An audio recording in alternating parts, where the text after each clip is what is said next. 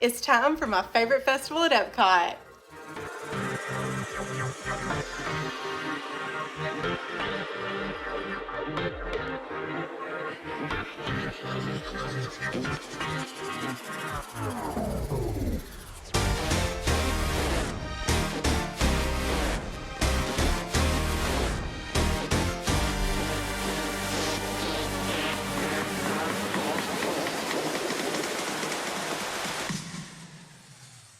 Brittany here from Vivacious Views. Today's video is a bit of a compilation of all of our trips to the Flower and Garden Festival this year. Now that we're living by Disney, we were able to go a lot more for 2026. So it made me so happy, and I can't wait to bring y'all along for all the fun. So let's head to my favorite Epcot festival. The 2026 Epcot Flower and Garden Festival runs from March 4th through June 1st. The first thing that I like to grab when I come to any of the festivals at Epcot is a festival passport. This is a great guidebook to help find the festival merchandise locations, all of the topiaries and gardens throughout the festival, the outdoor kitchens, the Garden Rocks concert series, and much more. I also like to pick up a festival Disney gift card wristlet. You can wear this on your wrist, load it with $15 minimum and up. This is great if you're on a budget like I usually am at the festivals, but it's also good to note that all of the outdoor kitchens are cashless now, so these come in handy. We are going to stroll through some of the gardens here at Epcot. This is where you'll find all the beautiful flower beds, themed gardens, and hidden details all around the park. It's honestly one of the prettiest parts of the festival. New for 2026 is the Rain or Shine fruit stand, presented by Outshine. This is located near the Communicore Plaza and does have picnic tables to sit and enjoy your eats or take a rest. Play Along Bay is located on the walkway between Imagination Pavilion and World Showcase and is presented by Smucker's Uncrustable. This is a great area with tables and shade.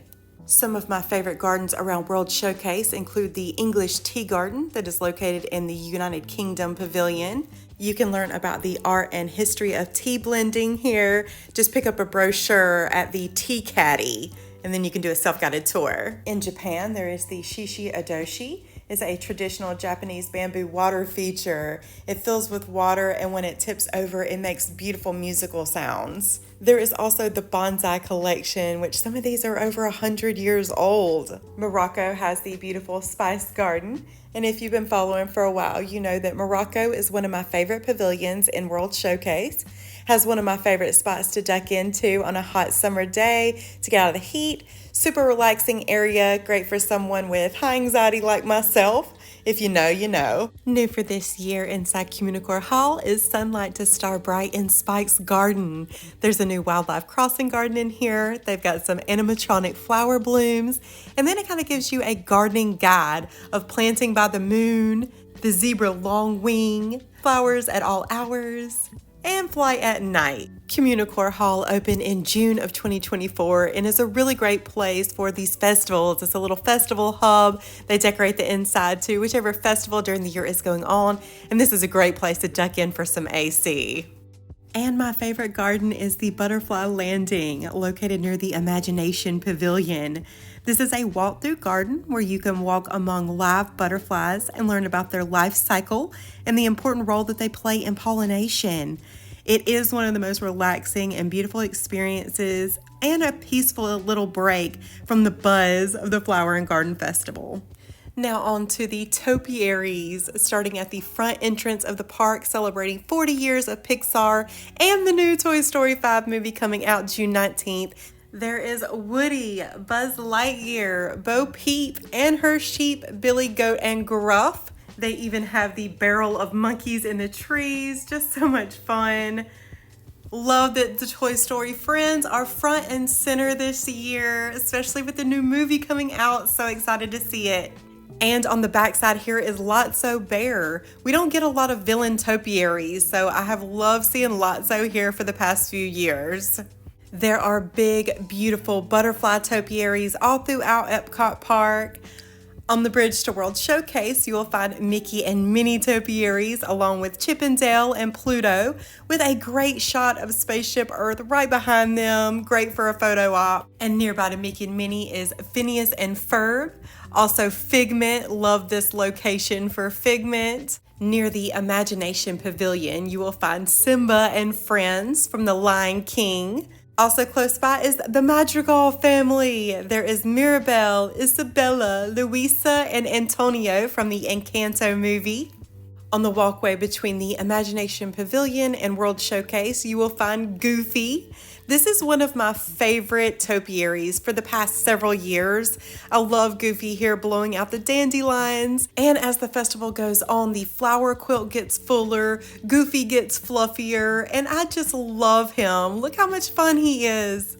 As you enter World Showcase between Disney Traders and Port of Entry, there is Moana, Maui, Hey Hey, and Pua. And I'm so excited for the new live action Moana. Who else? Who else is excited? Miss Piggy and Kermit the Frog are located near Canada, as well as the topiary geese. From Canada on the way to the UK Pavilion, you will find Winnie the Pooh, Tigger, Piglet, Rabbit, and Eeyore, celebrating the 100 years of Winnie the Pooh. Tinkerbell's Fairy House Garden is located in the United Kingdom Pavilion, as well as Tick-Tock Croc, Peter Pan, and Captain Hook, another villain. I think he is the only other villain other than Lotso that's here at the festival.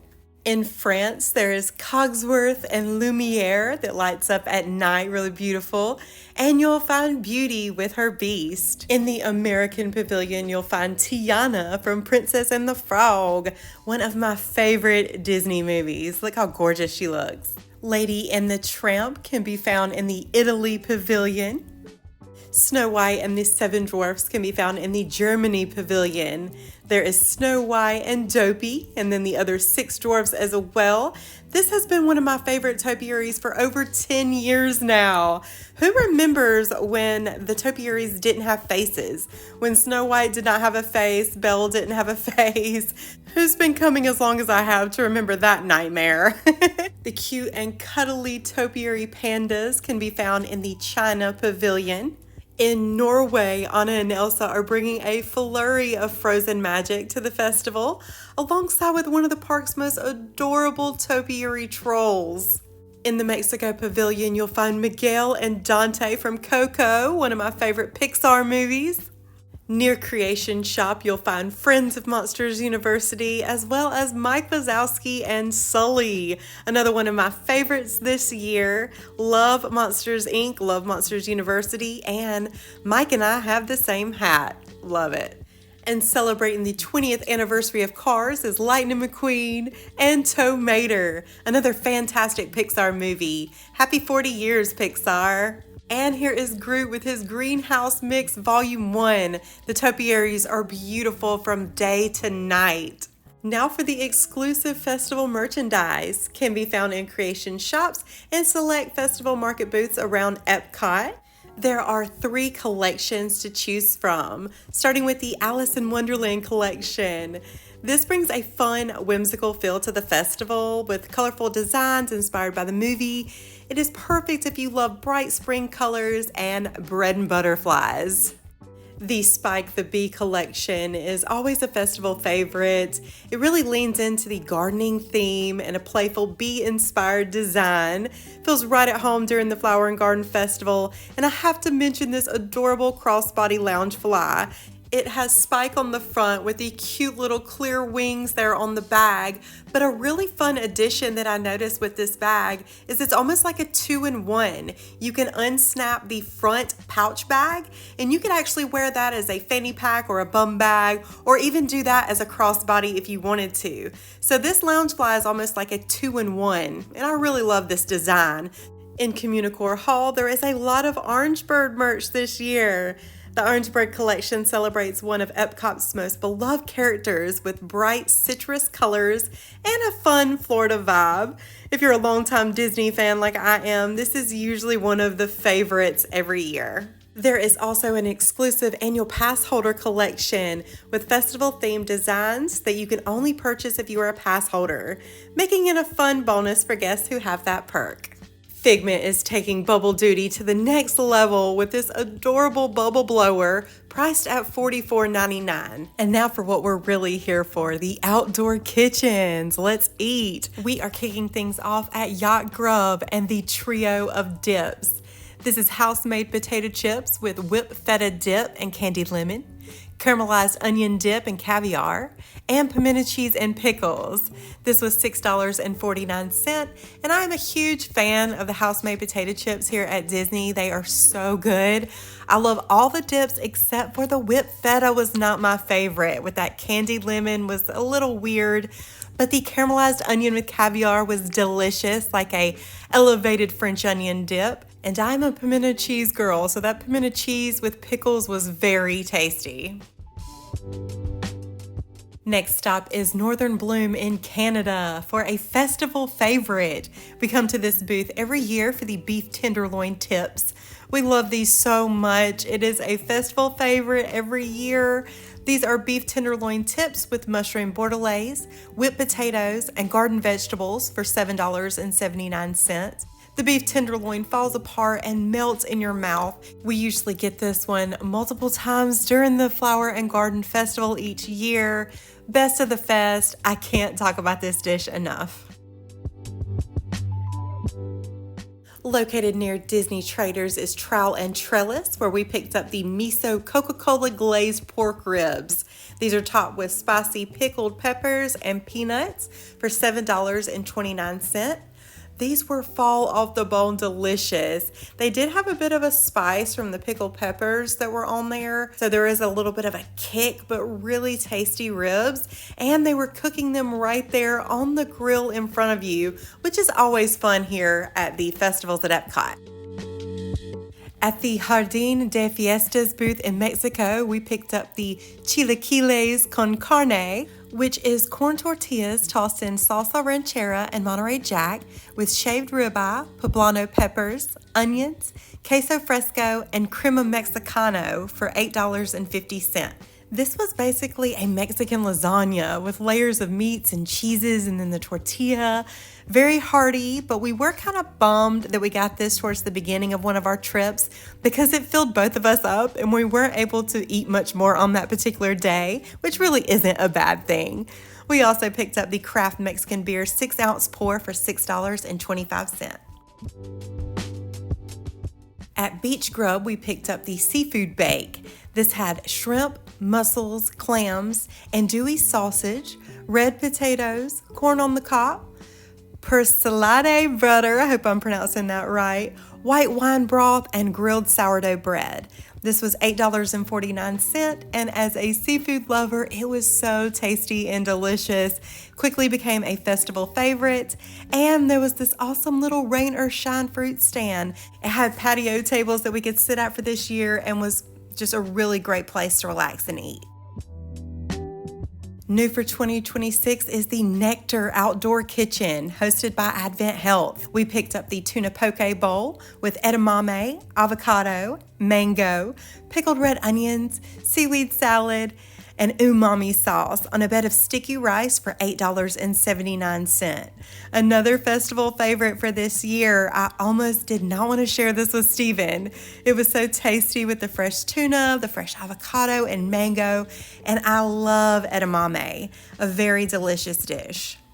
We had a dinner reservation for Geo 82, the adults only lounge inside Epcot, during the Flower and Garden Festival. And because Geo 82 does not have desserts on their menu, we decided to grab dessert at the festival and picked up the liquid nitrogen honey mascarpone cheesecake. This is from Swirl Showcase and is made with fresh honey, granulated honey, honey mead, and blueberry compote.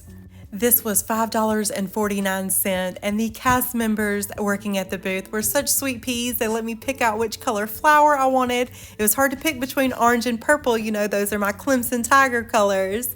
This was a great dessert to end our awesome first time visit to Geo 82. It is the first adults only lounge in Epcot, so we are very excited for that dinner reservation, even to get it during the Flower and Garden Festival. We actually have dinner reservations in about 2 weeks at Geo 82 to see the fireworks. We are so excited, so be sure to go subscribe and stay tuned for that video. Can't wait to bring y'all along for the fun at Geo 82. We stopped at Fleur de Lis in France, as I tried to do every year at the Flower and Garden Festival, for the La Vie en Frosé. It is such a favorite of mine. It's a frozen cocktail made with vodka, Grey Goose, Les Orange vodka, Saint Germain flower liqueur, and white and red cranberry juices. This is $14.75. It is so refreshing on a hot day, and every time I get it, I have people stop me and ask where I get this drink from. So it is definitely a best of the fest every single year. And speaking of favorite drinks, you know that Stephen and I cannot come to Epcot without popping into Rose and Crown Pub here in the UK Pavilion. We absolutely love the Snake Bite, which is half cider and half lager. You can pick it up for $12. Also this year we got the Black Velvet, which is half cider and half Guinness Stout. It is also $12, and a new favorite that I found that I love almost as much as that refreshing Snake Bite. We stopped into Chosa Day Margarita for their seasonal margarita. This is $22 and is mango that literally came with a strawberry popsicle in it, like melting into your drink as you sip, which was a great combination for that chili lime salted rim that had a bit of a spicy kick to it. I will definitely be stopping by this little margarita stand more often during the festivals to see if they have any more margaritas with popsicles in it, because this was very, very refreshing. If you are planning to snack your way around the festival, don't forget about the Garden Graze. It is the festival's food challenge. You'll try qualifying menu items, collect your stamps, and once you've completed the passport, you earn an exclusive complimentary treat as your prize. Also, if you love a scavenger hunt, there is Spike's Pollination Exploration, where you'll search for Spike the Bee hidden throughout Epcot. Once you find all of his locations and complete your map, you can redeem it for a fun prize. You can usually pick up a map at Creation Shop, Port of Entry, and other festival merchandise locations. This year's prize was a solar-powered flower pot. Could be Spike the Bee, Orange Bird, Mickey Mouse, or Figment.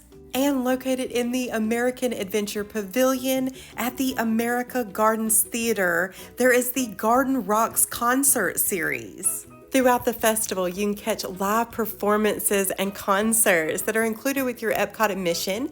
They take place 3 times in the evening at 5:30, 6:45, and 8 p.m. If you're lucky, your Epcot day might end with a concert from an artist you grew up listening to. Another fun year at the Epcot Flower and Garden Festival. This makes over 10 years in a row since I have been coming to this festival. I can't believe it. It is my favorite festival during the year at Epcot. So glad I got to bring you guys along for a little compilation video of all of our trips this year to the festival. Thanks for watching. As always, stay vivacious, viewers, and we'll see you on our next adventure.